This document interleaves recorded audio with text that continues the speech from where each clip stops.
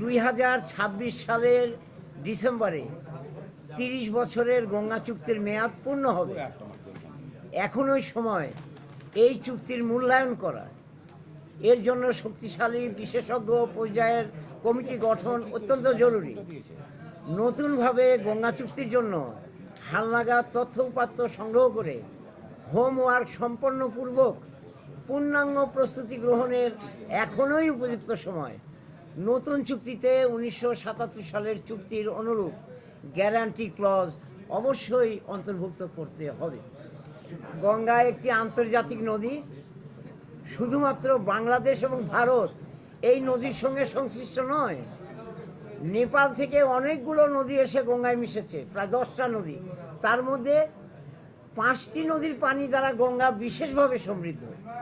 এই নেপালের পানি দ্বারাই কিন্তু গঙ্গা সমৃদ্ধ হচ্ছে বেশিভাবে। এছাড়া চীনের তিব্বত থেকে 2টি বৃহৎ নদী, কোশি নদী একটা আছে বৃহৎ, ঘাগরা নদী, এই 2টো বৃহৎ নদী নেপালের ভিতর দিয়ে এসে ভারতের গঙ্গায় পড়ছে। তো অতএব নেপালের মধ্যে ভারতে প্রবেশ করে গঙ্গার সঙ্গে মিশেছে, কাজেই যৌক্তিকভাবেই নেপাল এবং চীন গঙ্গার সঙ্গে সম্পৃক্ত।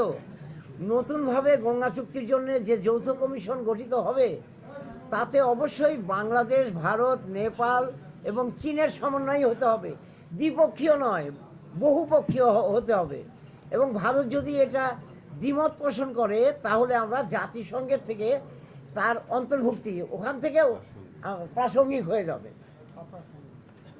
না, জাতিসংঘ প্রাসঙ্গিক হবে, জাতিসংঘ 100% অন্তর্ভুক্তি প্রাসঙ্গিক হবে। এইভাবে আর একটা জায়গায় বলেছি, যেহেতু ভারত অন্যায়ভাবে আমাদের উপরে এসব করছে, আমাদের শক্তিশালী বন্ধু দেশ খুঁজতে হবে, শক্তিশালী বন্ধু দেশ খুঁজতে হবে। ভারত জাতিকে রক্ষা করার জন্য ভারত যে শক্তিকে ভয় খায় সেই শক্তির সঙ্গে আমাদের বন্ধুত্ব করতে হবে, করে ভারতের বিরুদ্ধে যেতে হবে।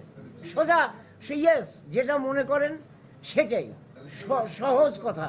এটা প্রণয়নের জন্য জাতিসংঘ একটা বৈঠক হয়েছিল সাধারণ পরিষদে। সেই বৈঠকে 108টি দেশ উপস্থিত ছিল। তার মধ্যে 103টি দেশ পক্ষে ভোট দিয়েছিল যে ইয়েস সনদটা পাস হতে পারে, আর 5টি দেশ বিরত ছিল, তার মধ্যে ভারত অন্যতম। এখন এইটা বলা হলো, আরেকটু কথা বলা হলো যে 35টা দেশ, যেটা আমাদের অনুস্বাক্ষর শব্দটা হবে, ভুল হয়েছে, স্বাক্ষর বলেছেন ওনারা, অনুস্বাক্ষর করলে এটা আইনে পরিণত হবে।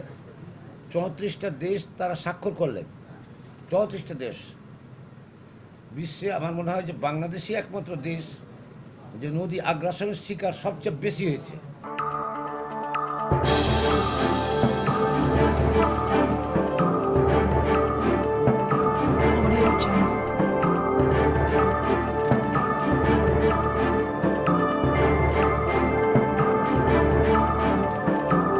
Audio Jungle.